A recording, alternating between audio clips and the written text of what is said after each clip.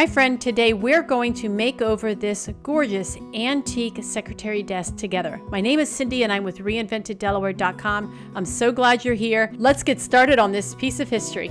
The first thing that I always like to do is clean the piece of furniture. I want to remove all the dirt and grime before I do anything else to it. And I like to do it outdoors on a sunny day like this with hot soapy water and a good scrub brush and just really go to town. Once I'm done, I hose it down with the garden hose, and this piece needed it. Look how dirty it is. It had a lot of broken pieces. It had dust, cobwebs, a couple of bugs. I mean, I'm not gonna lie, it was pretty bad. It had sat in somebody's wood shop for years and years. I purchased it for only $20, so I got a great deal on it, but it needed this cleaning, and that's what I did first. Now, it might seem scary to take a hose to an antique piece of furniture, but this is a piece of wood and it can handle it, and I didn't get it soaking wet and then stick it in a wet, dark place somewhere.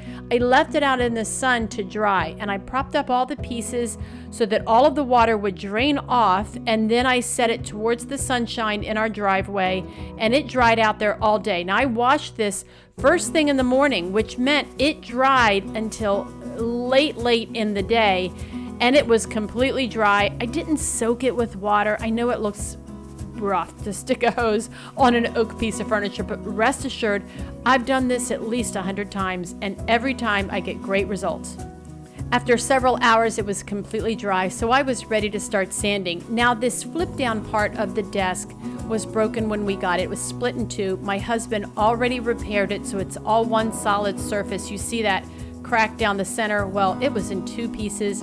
He completely fixed that. I won't go over that repair, but I will go over a lot of the other repairs that I had to do to this poor, sad little piece of furniture. The first thing I did was I put it on its back so that I could get to gluing it without bending over. It's just much easier to do this when you're standing. So I got my wood glue, all of my clamps. Now, these are bar clamps, so they're really wide. I can't remember how wide exactly. I'll link them down below in the description in case you need something like this. But they're heavy-duty bar clamps that you can pull the pieces of furniture together. Now, where the drawers slide into this desk, it was all coming apart. I mean, you can see the glue running down there on that left side.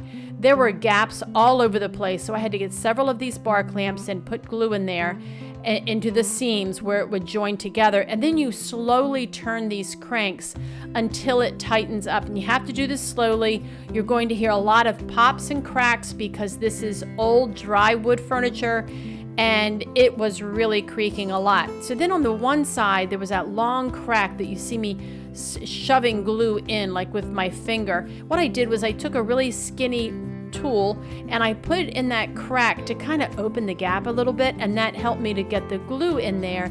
And I just really pressed it in until I knew that that seam had all sorts of glue in it.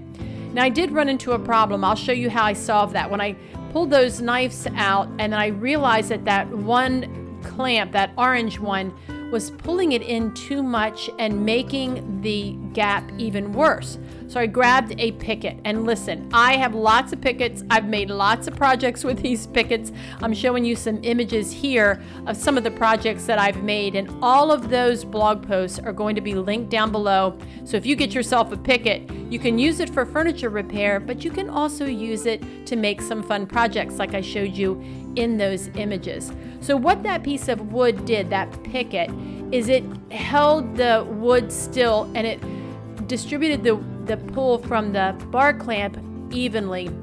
Instead of just pulling from the top, it dispersed the pull, the weight of it. I'm trying to explain this and I don't know the words, but it just evenly dispersed the pull from the bar clamp evenly over top of that big split in the wood. Golly, I hope I explained that well enough. If I didn't and someone else can explain that better, please say it down in the comments. I have a hard time with words. I know what I'm thinking in my mind and it doesn't always come out right. Anyway, I had to grab some more clamps. I used all sorts of clamps on this project. This is the drawer. It needed to be clamped because there was a big crack in one of the drawers and several of the drawers, and I glued it and clamped it, and now it's time to turn on a podcast. So we all love these podcasts, don't we? What is it with us with these mysteries history podcast that we all love so much. Tell me down in the comments your favorite podcast. I would love to hear it. I allowed that glue to dry and set up for several hours, and then I came back to it to just double check all the areas that I had glued. All of them were completely dry and secure. You can see there on the side, I left a little bit of the white paint from the picket, but we'll take care of that. Now the scroll work on the top of this it came in pieces. There were all these little broken pieces that were in the drawer of the secretary. So I really lucked out and I could just glue those pieces back on, and I carefully used scrap pieces of wood and more clamps, and I held those pieces down nice and tight. They do have little nails, so I did nail them in just a little bit, only with the tiny nails that were already there, but mostly I used wood glue, and that secured that gorgeous hand-carved scroll work perfectly. The next step is sanding. So we're going to take this orbital sander and a couple grades of sandpaper. I grabbed some 120 and some 150, and I think I started with the 120 just to really get that old finish off. And here's a tip for you. When you go to sand on the inside or any surface on a piece of furniture, lay it down in the direction so that most of the weight of the sander, you're not holding it up in the air like you would if it was vertical, but you're letting gravity take over. I do that a lot. For me, it's easier to move the furniture and let gravity take over and do some of the work with that sander for me.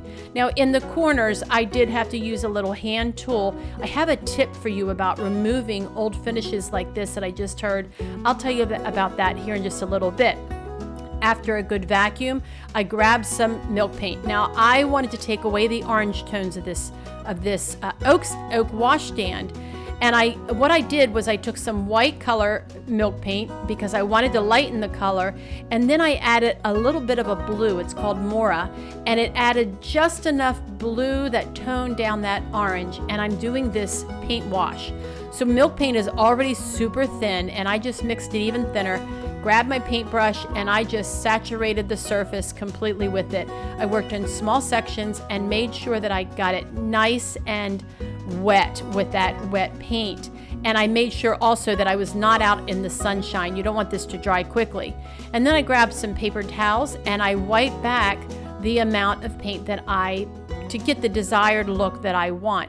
And you can either leave a lot of it on there. You can see as I'm wiping here, it's got lighter and darker areas. And this is your own personal preference. You can leave this the way that you want. I do recommend that when you do like a final swipe with that paper towel, to do it in one long stroke so that you don't get any buildup of the paint from underneath that paper towel. You are going for a smooth look.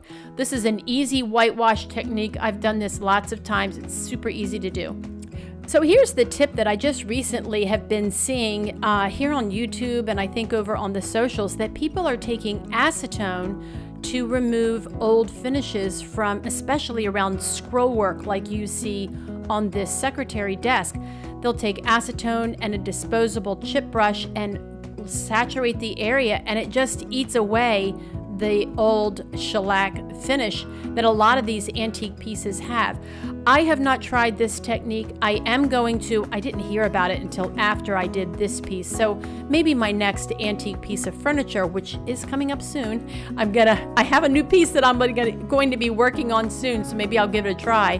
But anyway, if you have tried that acetone method to remove old shellac and old finishes like you see on antique furniture, let me know down in the comments if it worked for you, because I think it would have been really helpful around that scroll work.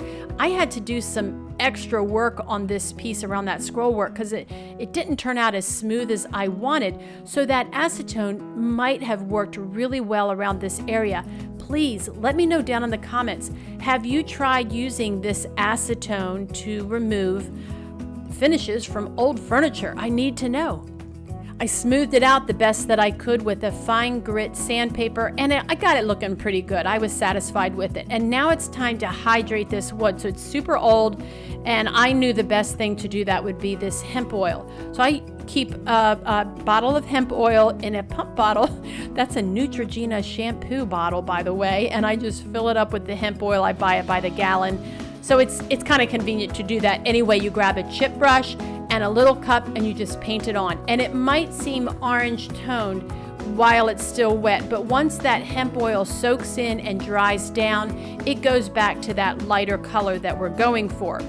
Now on the inside, I wanted to add a scent. So I grabbed this salve, and it's got several oils in it, like carnauba wax and different oils, and I just saturated the interior of this piece to give it a nice scent as well as hydrate the wood. It's the next day. I head out to my workshop. All of the pieces are completely dry. Everything is soaked in. The top is looking amazing. And now it's just time to reassemble this thing. So we had to get some new chain because the drop down, the fold down desk area only had one chain. My husband got online and he found this chain and it looks almost the same. So I was thrilled with that. And I also wanted to change out the hardware. So the knobs, I love wooden knobs. I know they're not popular, but I didn't have all of them, so I thought it was best to change them. And it just so happened that I had this vintage looking knob on hand, and I had enough for all the drawers on this gorgeous piece of furniture. So I just switched out the hardware, and I was really satisfied with the look of it. The chain was easy to put on. The hooks were still there, so they're all original hooks. I just hooked it on, and I gave myself some extra so that I could make some adjustments. And I had also removed the little pin on the left-hand side there. You'll see me putting that in. That holds that center. There's one on each side, and then also the chain, and it's enough just to hold it right in place. And I saved all that old hardware. I love the old hardware. If I can use it, I do. And I just made some adjustments with that chain, and I made it hang just the way that it's supposed to hang. Well, that is until I tried to close the lid, and the lid wouldn't close. And this is what happens when you make repairs like I did earlier with those bar clamps. Everything needs to be realigned. It's kind of like going to the chiropractor, like you're all just, out of sorts until you get straightened out. So that's what we're going to do. On the flip down part, I took my sander and I just sanded off enough so that when I closed that door, it would close smoothly. I sanded it a little bit, and then I would close it and test it, sand some more, close it and test it, and that really did the trick. This was only a matter of a couple of minutes. I added a little bit of the hemp oil, and it was good to go. Now, since this is a writing desk, and I'll be using it for another purpose, you'll see later in the video how I use this desk, I wanted to add extra protection here on the surface that my hands would be.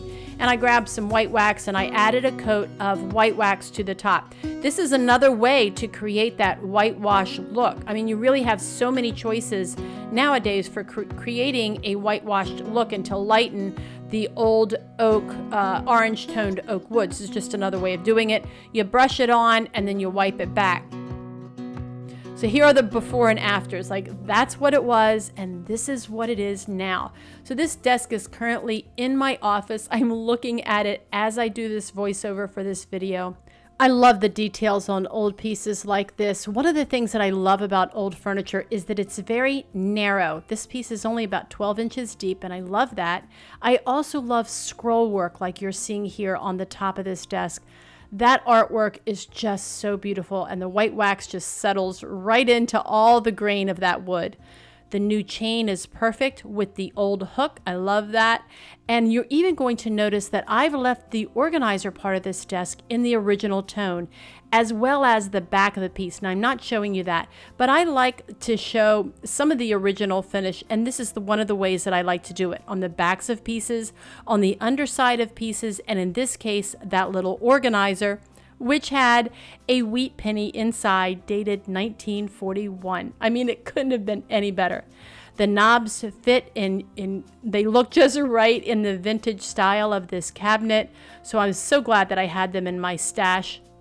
All the repairs are holding out really well. They look so good. And I'm using this desk as my little watercolor station. I can drop that desk down, and do some watercolors just in an evening. I hope you enjoyed this makeover. Thanks for watching, and I'll see you next time.